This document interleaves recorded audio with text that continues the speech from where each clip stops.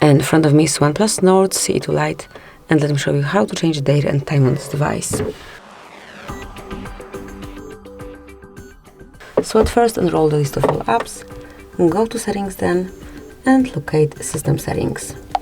Here you will notice date and time, so just mark it. And now smoothly turn off automatic date and time, and now you can manage it by yourself, smoothly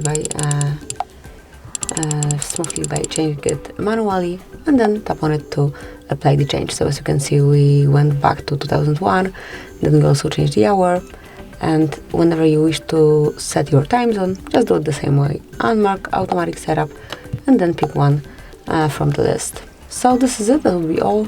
Thank you for watching. Please subscribe our channel and leave the thumbs up.